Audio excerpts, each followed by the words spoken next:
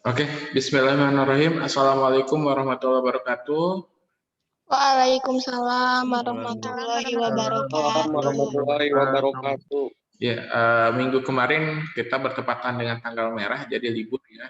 Nah, eh, maka hari ini akan ada dua pertemuan. Jadi pertemuan pertama sampai jam 11. Nanti jam 11 saya kasih link lagi untuk yang pertemuan kelima, gitu ya. Jadi pertemuan keempat sama pertemuan kelima. Nah, jangan lupa untuk mic-nya di mute dulu biar tidak mengganggu pada saat penjelasan materi ya. Itu silahkan bagi yang belum di mute, mic-nya di mute dulu. Dan untuk selanjutnya mengenai absensi silahkan kalian tulis nama dan NPM di kolom chat. Nah, setiap sesi nanti akan ada screenshot seperti biasa. Jadi kalian dibuka nanti videonya pada saat di akhir ya, gitu ya. Oke, langsung saja ke materi. Saya akan share screen-nya. Oh iya, kalian kalau misalkan ada yang kurang jelas atau lupa mengenai materi, kalian bisa cek di link-nya di LMS ya. Jadi kalian bisa dengarkan lagi pemaparan dari saya.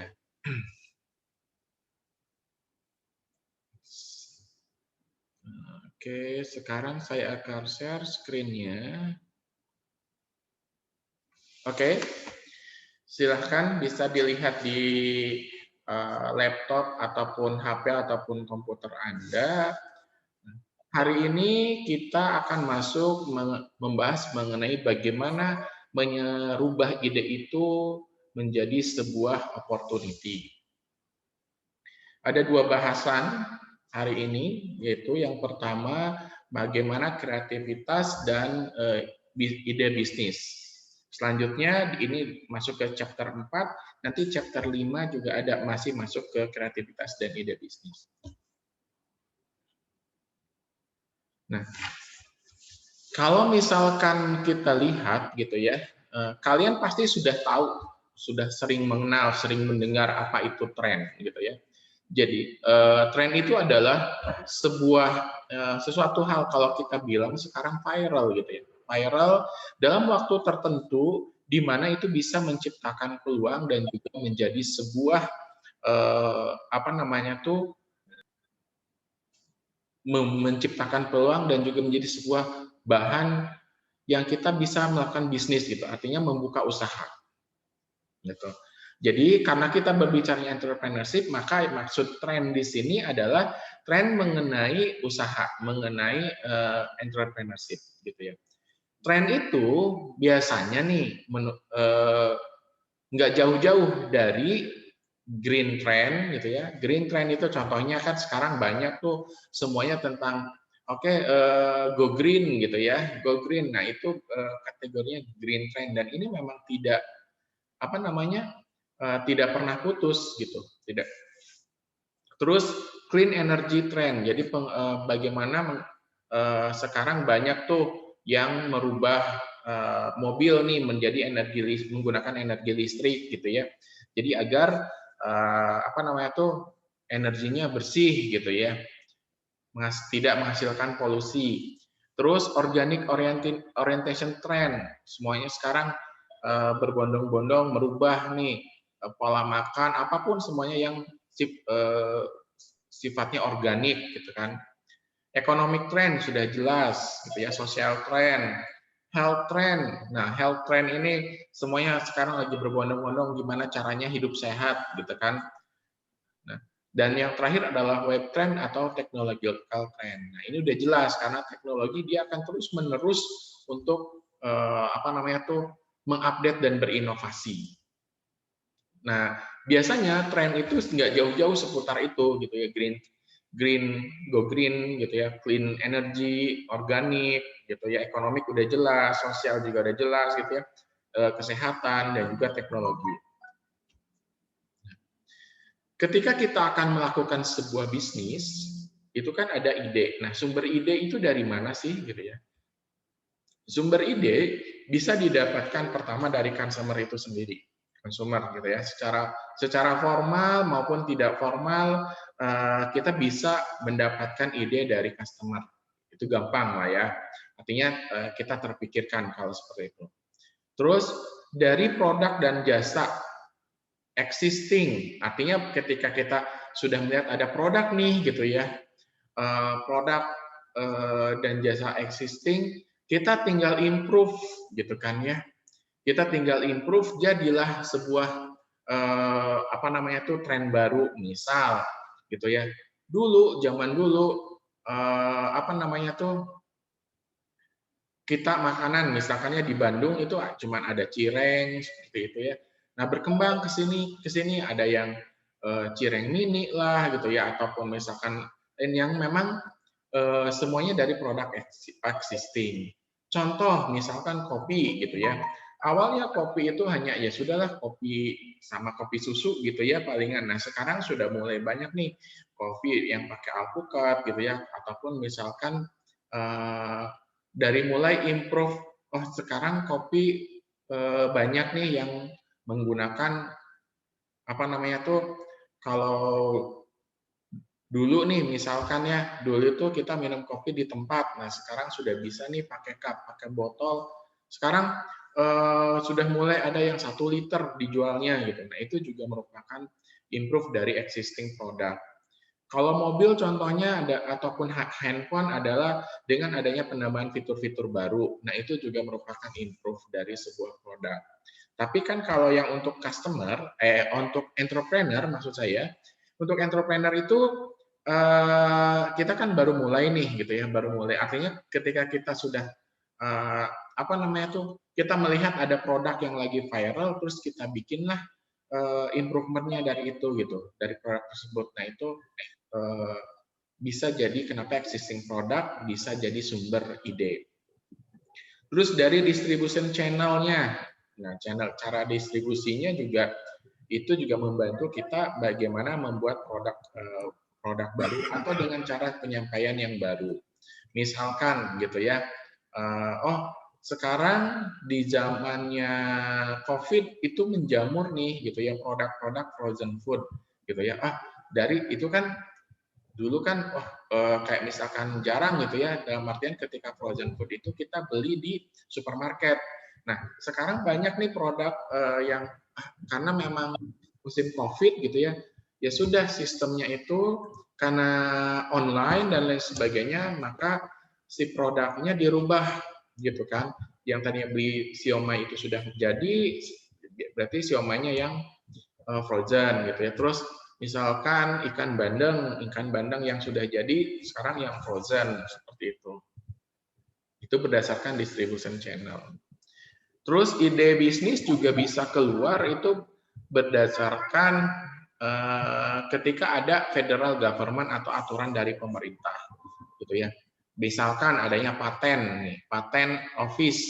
Dalam artian ketika misalkan wah ini nih ada sebuah produk sudah dipatenkan, nah kita akan berpikir bagaimana ya kita kan nggak boleh meniru yang itu, artinya kita harus improve dari produk tersebut, gitu. Terus berdasarkan regulasi pemerintah. Contoh, berdasarkan regulasi pemerintah itu produknya misalkan masker ya. Sekarang kan ada regulasi pemerintah, musim COVID ini wajib pakai masker di area publik gitu ya.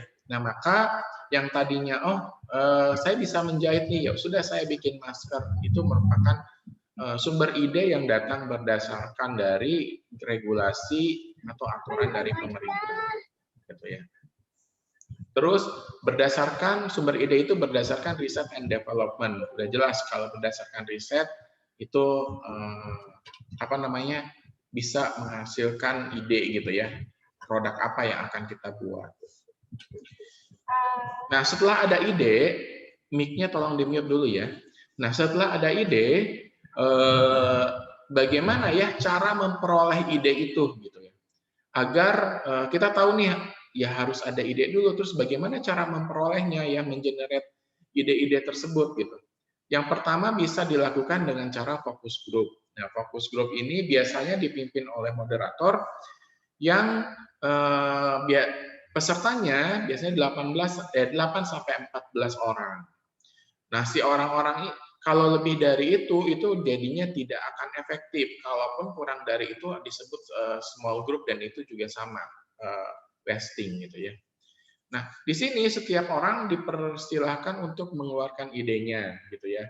Dan ini merupakan metode yang paling excellent gitu ya untuk mengenerate atau memperoleh ide dan yang bisa kita screening gitu ya sehingga kita mendapatkan konsep karena dari banyak orang. Terus brainstorming. Brainstorming kalian pasti sudah sering dengar namanya brainstorming. Artinya setiap orang itu distimulasi nih gitu ya agar dia mengeluarkan ide gitu. Nah, bedanya kalau fokus group tadi itu orang-orang banyak. Kalau brainstorming itu tidak dibatasi jumlah orang, tapi biasanya cuman hanya 4 sampai 5 orang atau bisa 1 orang gitu ya. Artinya berdua maksud saya eye to eye. Itu bisa disebut brainstorming. Nah, bedanya juga kalau brainstorming itu dia fokus spesifik produk atau market. Misalkan nih kita mau bikin masker, maka yang dibahas khusus masker. Gimana ya maskernya? Seperti apa ya? Terus pasarnya seperti apa? Itu. Jadi memang spesifik generate-nya. Kalau misalkan yang tadi fokus grup itu belum ada spesifik produk. Jadi memang kira-kira yang sekarang bagusnya jualan apa ya? Nah, itu di fokus grup. Kalau brainstorming sudah spesifik. Ada beberapa hal yang merupakan rules ketika kita melakukan brainstorming. Yang pertama, no criticism, artinya tidak boleh mengkritik atau baik itu walaupun ide itu memang jelek. Yang kedua, free willing is encouraged, artinya memang boleh kecenderungan kita misalkan bahwa oh ini nggak bagus, menjelekan produk ataupun peluang, itu boleh. Nah, quantity idenya sangat diperlukan. Jadi memang semakin banyak ide terkait apa yang sedang kita brainstorming, itu semakin bagus. Terus di situ juga boleh nih mengkombinasikan antar ide satu dengan ide lainnya sehingga menimbulkan improvement of ide. Gitu ya, itu juga bisa. Nah, brainstorming yang memang itu dilakukan tidak secara diskusi, tapi ditulis itu disebutnya brainwriting. Jadi misalkan setiap orang boleh menulis gitu ya ide-idenya tadi yang brainstorming tadi, tapi ditulis. Nah itu juga disebut nah itu yang disebut dengan brainwriting. Selanjutnya ketika kita bagaimana mengenerate ide bisa dilakukan dengan cara problem inventory analysis. Artinya kita mengumpulkan masalah-masalah yang terkait gitu ya, yang untuk diidentifikasi sehingga kita bisa mendapatkan ide baru. Jadi memang kita kumpulkan tuh semua problemnya gitu loh. Nah, ini sebagai bahan evaluasi agar kita bisa memperoleh ide baru. Tapi harus hati-hati karena kalau misalkan ketika ada yang tidak sesuai, artinya asal gitu ya, ini akan sangat berefek pada bisnis opportunity yang akan kita masuki.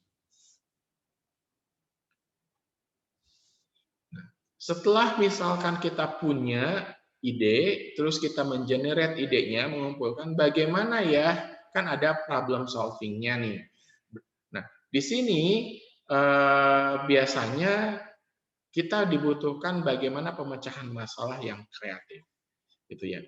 Nah, untuk memecahkan masalah ini sangat dipengaruhi oleh pertama usia, terus background pendidikan, terus keseringan atau pengalaman dia menggunakan suatu produk dan juga birokrasi. Sudah jelas ya, jadi usia, pendidikan, pengalaman, dan juga birokrasi itu sangat mempengaruhi terhadap kreativitas.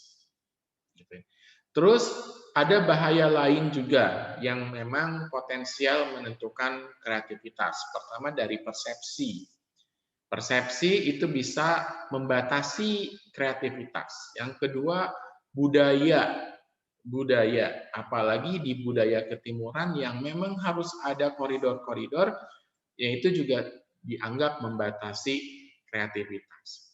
Emosi ini apa namanya juga bisa membatasi dan juga bisa dia terlalu bebas. Gitu. Terus ada faktor organisasi.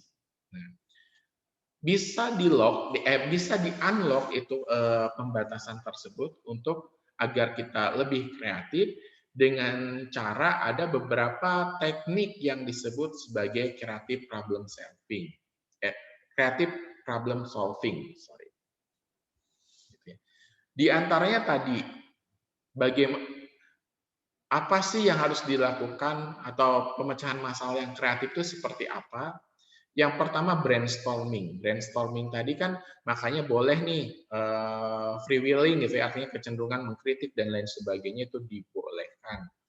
Sehingga brainstorming merupakan salah satu pemecahan masalah yang kreatif. Gitu ya.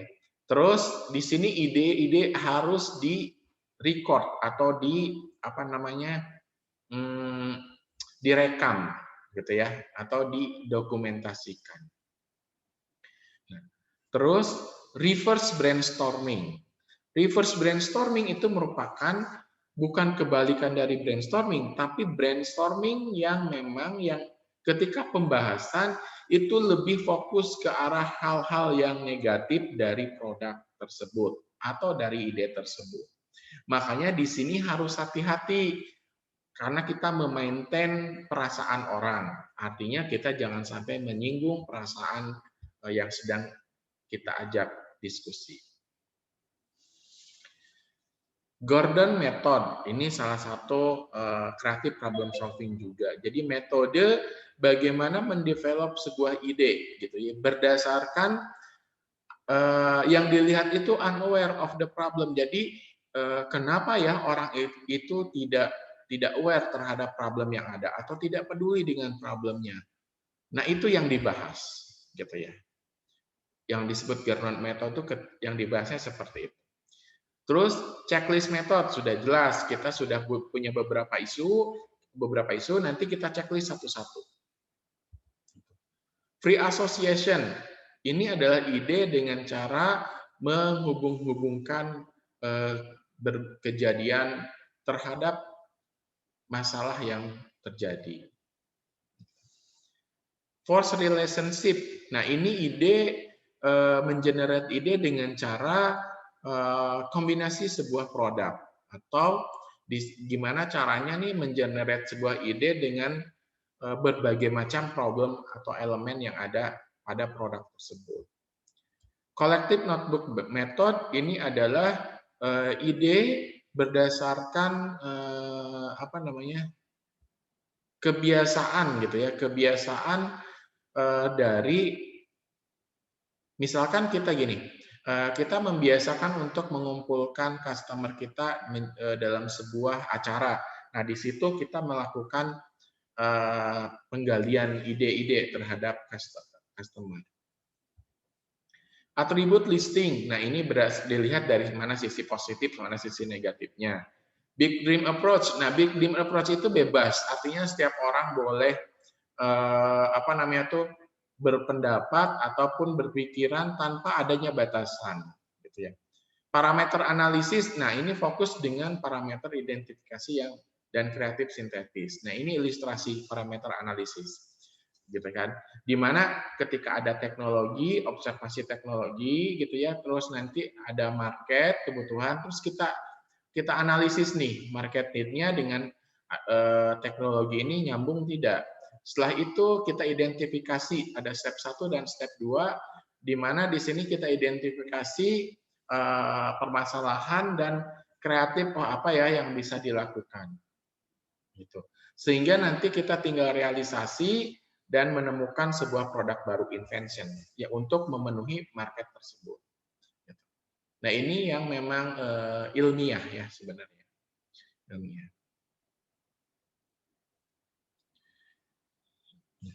Ketika ide dan menemukan produk baru itu ada pasti terkait dengan inovasi. Menurut Histridge ini ada beberapa tipe dari inovasi, gitu kan ya.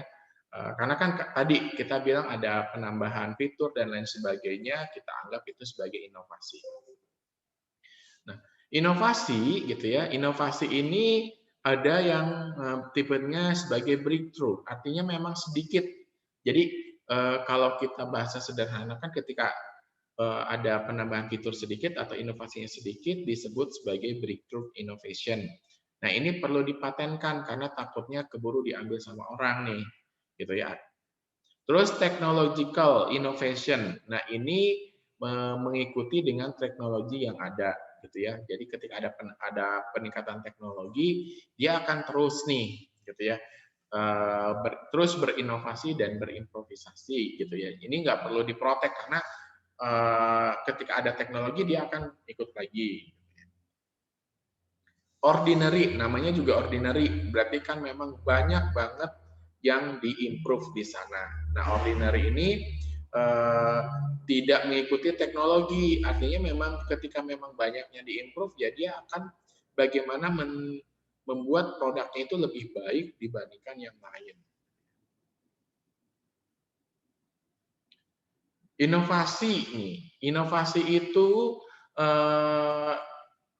ketika kita apa sih inovasi baru gitu ya, new innovation itu kalau misalkan bisa berdasarkan consumer concept, bisa juga artinya berdasarkan konsep dari customer, atau ketika misalkan merubah packaging gitu ya, itu juga disebut inovasi, dan juga merubah atau menambah, memodifikasi dari performance sebuah produk gitu ya, itu juga buat inovasi.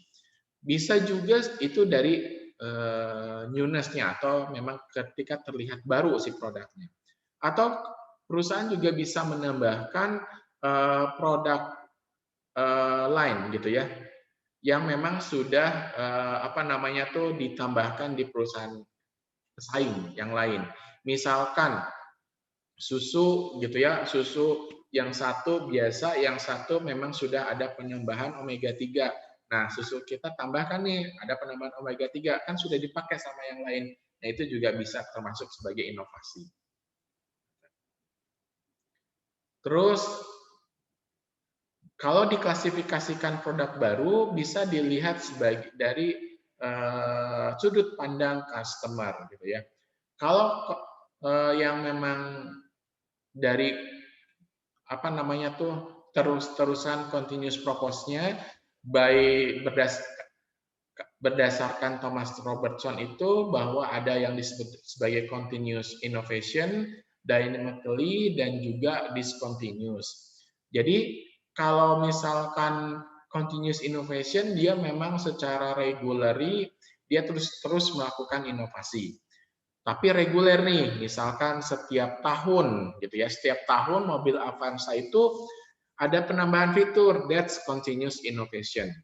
Dynamically continuous itu dia tidak melihat reguler, tapi ketika memang sesuatu ada hal yang ingin ditambahkan, dia langsung tambahkan, itu dynamically continuous. Kalau discontinuous memang dia sudah tidak dilanjutkan inovasinya, memang sudah sampai di situ karena menganggap produknya sudah baik. Gitu. Jadi tidak dilakukan tambahan inovasi. Gitu. Nah, ini semua dilakukan untuk memuaskan customer atau kebutuhan customer.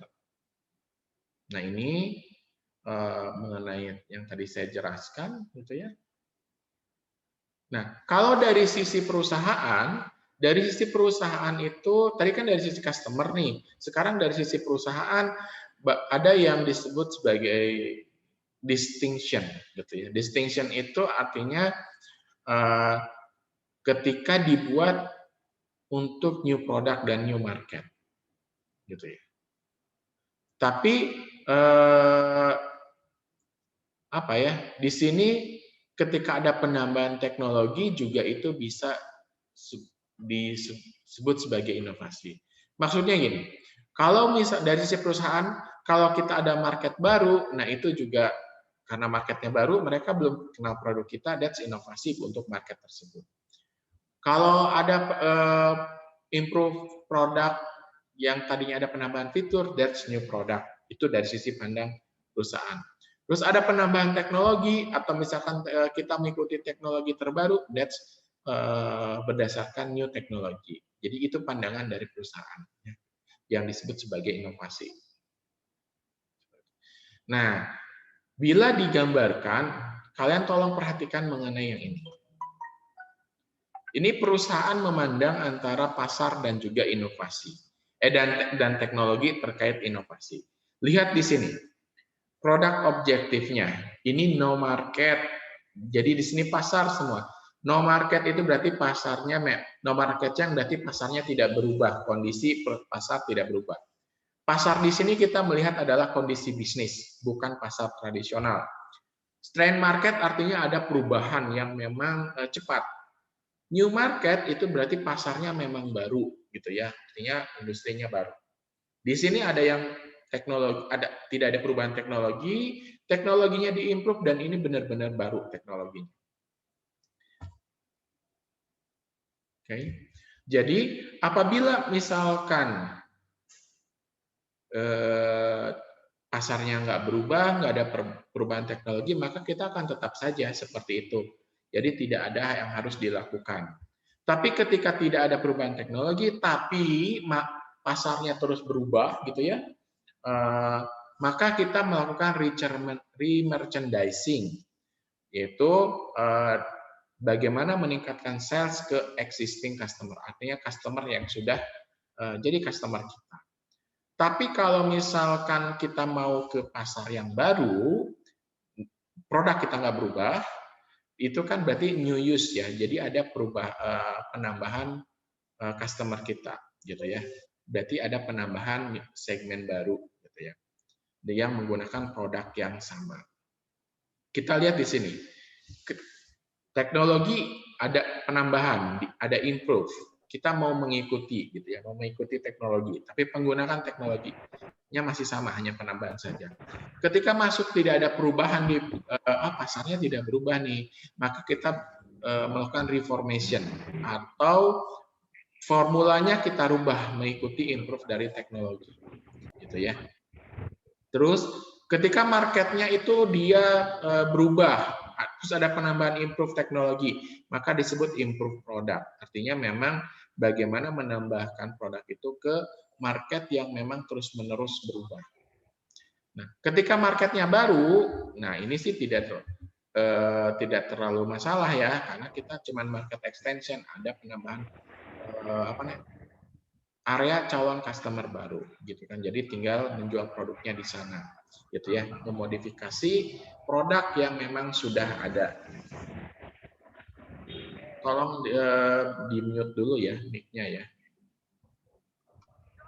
Nah, terus ketika kita menghadapi teknologi yang baru tapi tidak ada perubahan di pasarnya, maka yang harus kita rubah adalah replacement. Artinya produknya kita ganti dengan produk yang menggunakan teknologi baru. Tapi kalau di marketnya itu ada perubahan yang ketat, ada yang perubahan terus-menerus, kita melakukan product life extension. Jadi kita penambahan produknya itu memang diganti, gitu ya.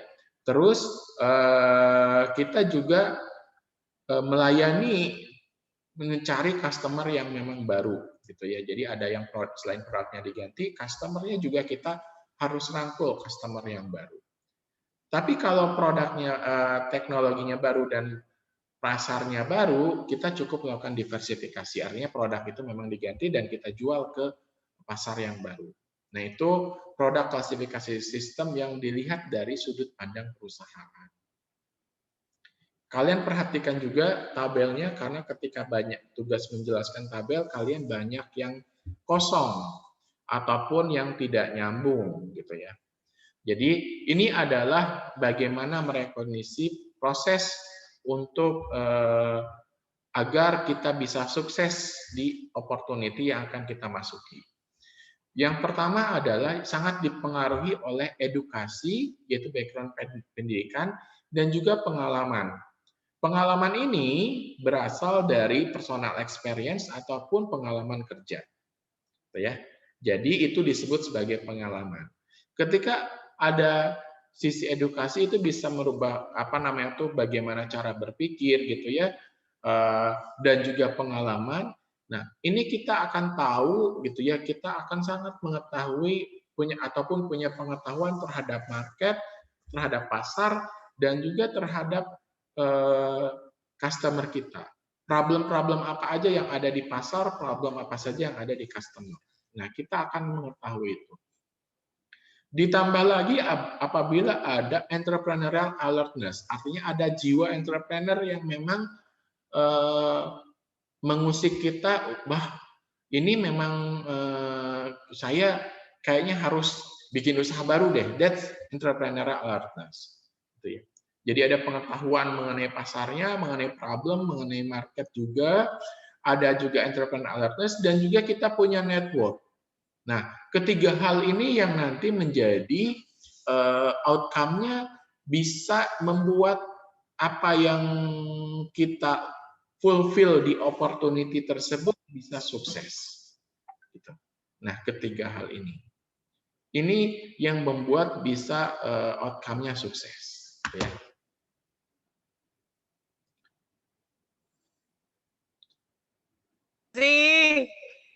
Oke. Nah, selanjutnya kita ada product planning and development process gitu ya. Product planning and development process ini gambarnya. Jadi saya langsung ke gambarnya saja. Nah, di sini ini disebut sebagai product planning dan development process. Di sini adalah area development, gitu ya. Area development, jadi yang bisa dari idea stage, yang ada tulisan stage ini adalah area development, gitu ya. Di mana dalamnya ada idea stage, concept stage, product development stage, sama test marketing stage. Baru kita nanti ke product life cycle-nya. Nah, kenapa di sini kayak di idea stage itu misalkan kita ada ide nih, ide kita evaluasi. Kalau misalkan oke, kita lanjut nih ke laboratory development. Jadi kita punya ide, kita evaluasi di sini, lanjut kita bikin konsepnya, di sini kita bikin bisnis plan-nya, bisnis semua perencanaannya. Setelah itu kita evaluasi, kalau misalkan memang tidak menurut kita perbaiki, kita balik lagi. Gitu ya. Kalau udah oke, baru masuk ke pilot production. Kita bikin nih produk sampelnya di sini. Kita evaluasi produk sampelnya layak ternyata, gitu ya, layak. Nah, kalau layak masuk ke test market. Ini disebut semi commercial plan trials. Artinya kita tes, kita coba jual nih dengan berbagai macam kondisi. Gitu ya. Kita jual, wah ternyata memang bagus penjualannya. Maka kita baru opening di sini. Kalau nggak bagus, bisa masuk lagi ke sini, kita evaluasi apakah di cara pemasarannya, atau di produknya, ataupun di planningnya, gitu. Atau mungkin di idenya sendiri. Gitu. Jadi ini bisa di mana balik lagi kemana saja ini. Bisa ke sini, ke sini, ataupun ke sini. Nah, ketika misalkan oke, kita mulai nih, launching produknya. Baru di situ mulai introduction nih, gimana pemasaran di kuartal pertama, kuartal kedua, ketiga, sampai keempat, sampai kita stabilnya ada di mana, di maturity-nya misalkan. Ini kita sudah stabil penjualannya di sini, gitu ya. Nah, di sini agar tidak decline nanti ada strategi-strategi tersendiri, agar kita tetap grafiknya begini, tidak turun, tapi nanti naik lagi seperti itu. Nah, ini adalah penjelasan tadi yang saya singkat mengenai idea stage-nya, konsep stage-nya, gitu ya, product development stage-nya, test marketing stage-nya, secara singkatnya seperti tadi yang saya jelaskan. Nah, di sini pun kita disinggung mengenai e-commerce dan bisnis startup untuk entrepreneur, karena e-commerce itu merupakan peluang bagi entrepreneur untuk lebih kreatif dan inovatif, gitu ya. Di mana dengan adanya electronic commerce atau e-commerce, kita kan menggunakan komputer ya, itu internet, dan kita mengadopsi internet gitu ya. dan menggunakannya untuk kebutuhan bisnis. Nah, itu juga bisa menjadi lebih cepat dan lebih secure gitu ya, secara sistem. Nah, jadi seorang entrepreneur harus bisa menggunakan e-commerce itu lebih kreatif dan mengintegrasikannya nanti ketika kita membuka sebuah bisnis atau startup bisnis. Kita juga harus bisa memanfaatkan website dan lain-lain. Nanti ini akan dijelaskan lebih lanjut di digital marketing dan electronic business, gitu ya, termasuk tracking customer dan lain-lain. Nah, itu untuk materi kita sesi pertama. Nanti kita akan lanjut lagi sesi kedua. Saya mohon izin untuk istirahat dulu sebentar. Nanti saya share lagi linknya yang untuk jam 11 ya. Ada pertanyaan? Tidak ada? Untuk absen itu di komen di chat aja, Pak? Ya, di chat aja untuk saat ini. Nanti sesi kedua juga absen lagi ya, beda lagi ya. Ini saya hitung absensi untuk sesi sekarang. Jadi nanti absen lagi untuk sesi selanjutnya. Oke? Ada ya pertanyaan? Ada pertanyaan? Oke, kalau tidak ada pertemuan kali untuk sesi sekarang, saya cukupkan sekian. Nanti saya infokan lagi linknya pukul 11. Terima kasih. Assalamualaikum warahmatullahi wabarakatuh.